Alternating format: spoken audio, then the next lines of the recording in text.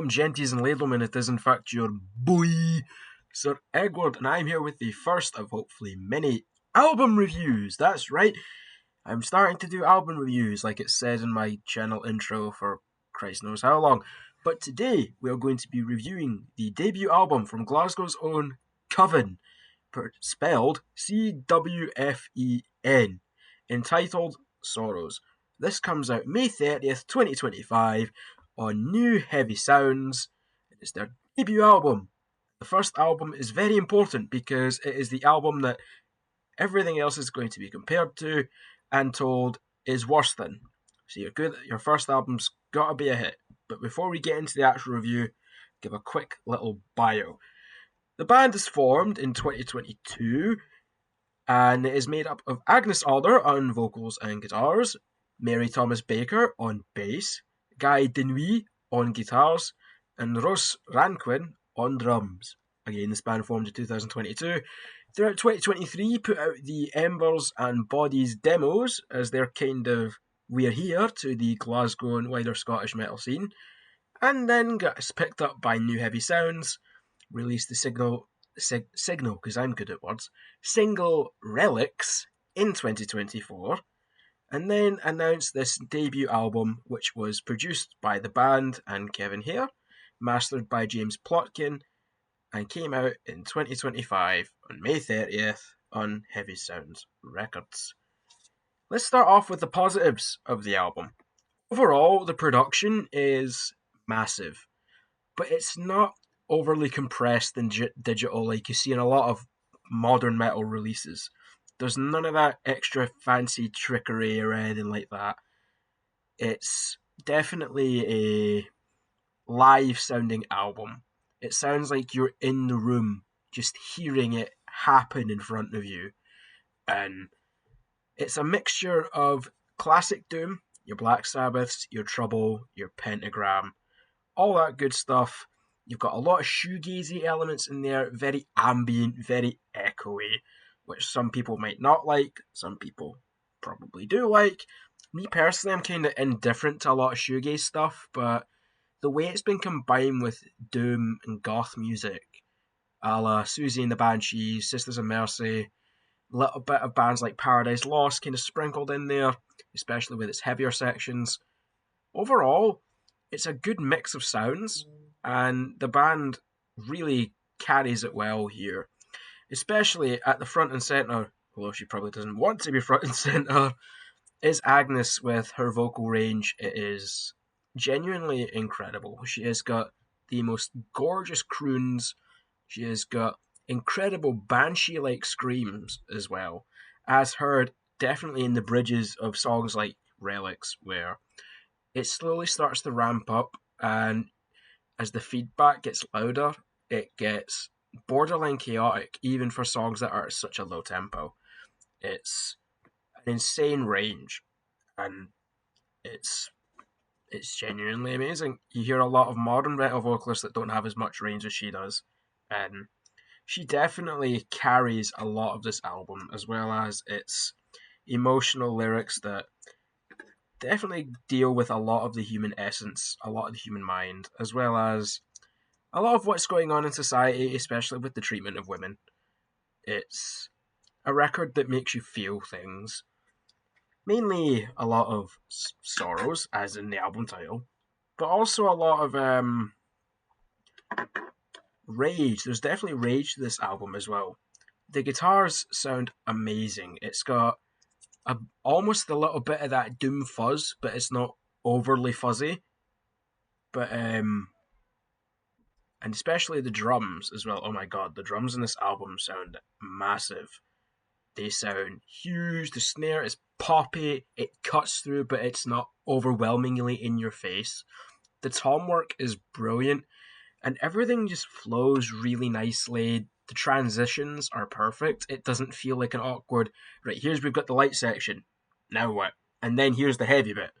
There's none of that. Everything feels really well balanced.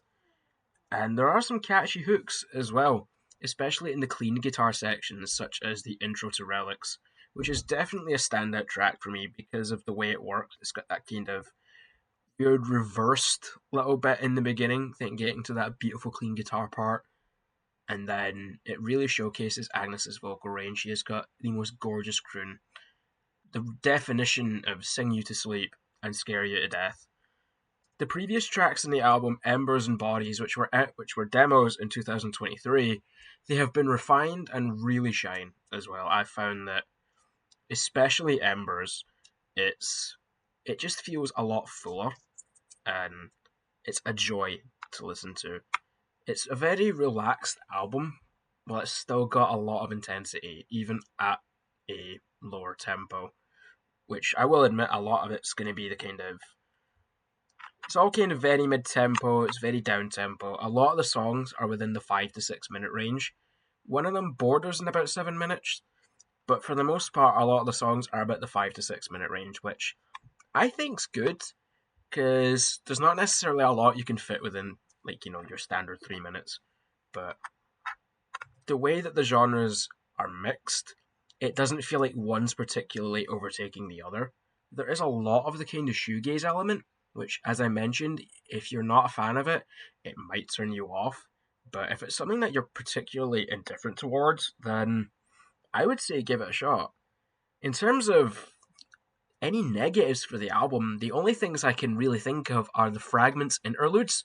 There are 3 of them. Tracks 1, track I can't think of the track listing off the top of my head right now. God, I probably sound fucking stupid, but yeah, tracks 1, track 6, and tracks 8 are these little interludes which are very atmospheric, but they don't really last long enough to build an atmosphere, as it were. It's just kind of this little bit, and then you're just into the next song. Me personally, I've never been the biggest lover of interludes unless there is some actual music to them, which these aren't. It's not really my cup of tea, personally. I can see why they're doing it. I can see how it makes sense within the soundscapes of this album, but personally, I feel like these 3 extra spots in the album could have been used to either do a little instrumental, kind of let everybody else shine a little bit, especially in the guitar and bass front. But overall, it's a little bit of a waste, in my opinion, personally. It's not a Coven thing. It's not a Coven thing. It's just a me problem. It's me that's the problem. I just don't like interludes, especially given that the kind of way that they're spaced. You've got fragments 1 and track 1, and then you've got another 4 actual music tracks, and then you've got the next interlude, a track, and then an interlude. Just feels a little bit disjointed and kind of took me out of it a little bit. But as I gave it more listens, it did start to make sense, but overall I think the album would have fared better without them. But that's really the only negative that I have for this album. Overall, I think it's a really good mix of the genres that it's taking influence from. The doom parts are doomy and heavy. The gothic parts are really sullen and beautiful, especially in the vocal front. And the shoegazy parts aren't overbearing and in your face. It's not like they've just drowned everything in reverb. It's a really well balanced album. And for a debut album, this is genuinely really impressive. The band will be on tour in June supporting Faytooth up and down the UK, so I highly suggest that you go and check them out. Their music is incredible, and check out their social media as well. You'll find their music on all the DSPs, your iTunes, your Spotify, your Apple Music, Deezer and Tidal, for if you're one of the 3 people that use them. But overall, it's genuinely a fantastic debut album, and it's one that is going to have its place in the Scottish metal scene, in amongst all the death metal and the thrash metal and the hardcore and the crossover. It's good to see something really different kind of come out of the limelight. And the band recently completed dates with Castle Rat, who are from the US. They played in Ivory Blacks, and that show looked really fun. I wish I'd went. But yeah, overall, this album is incredible. Standout tracks for me were definitely the ones that I mentioned, i.e. Relics, because of that beautiful guitar intro. Whispers as well, it really shines in the drum front, because it's got really almost tribal beats to it, as do a lot of the kind of tom fills. on this album. There's not it's not anybody trying to be Mike Portnoy and show off how fucking good they are or anything like that. It's just really well constructed music that feels honest and open and live. That's the main thing I can say. That's the biggest compliment that I can give this album, is that it feels very alive. It doesn't feel like everybody just came in, recorded their parts, and then buggered off again. I know that's probably how this album was made, but it's definitely a very organic sounding album. There's not any kind of trickery or any studio shenanigans outside of obviously all the reverb, which just comes natural with a lot of the shoegazy type stuff. Pardon me, I've been suffering with hay fever. I'm getting there though.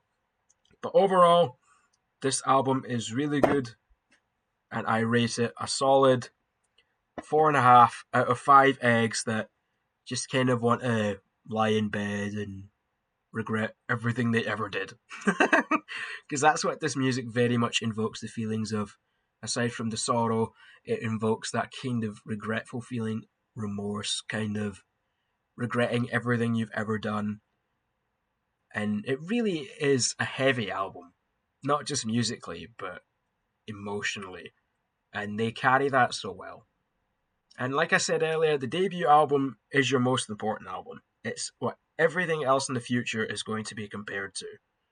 So you better make it good, because the last thing you want is everybody to say your debut album's mid and like your 15th album's the best one. Because normally it's the other way around, where everything after your debut album was an absolute pile of dog water.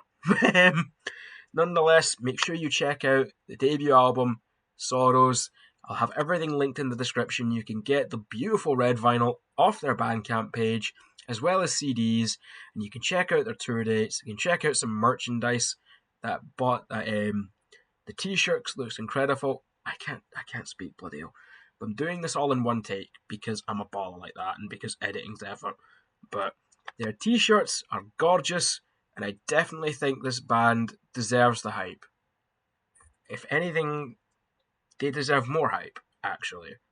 Because the way that they combine all of this material, all of this inspiration, and what they do with it, it's something that has been done before, but at the same time it hasn't. All the elements are familiar, but the way that they combine everything, it feels like something brand new, in a way. And it's just overall a very organic listen, and I highly recommend it. If you like Doom, you'll love this. If you like anything atmospheric, you will love this. If you like anything that's slightly depressing and gothic, you'll absolutely love this. Overall, again, I give it 4.5 out of 5 eggs that just want to sit in the floor and regret everything that they've ever done. I hope you enjoyed this review. I hope you like it. Make sure you like, comment, subscribe, all that good stuff. I know a lot of it's just me waffling, but I'm not intending to be professional. I'm just here to share my honest thoughts about an album. And this album is really, really good. Make sure you like, subscribe, comment, share, all that good stuff. And I will see you all in the next one. Peace. Check out Coven.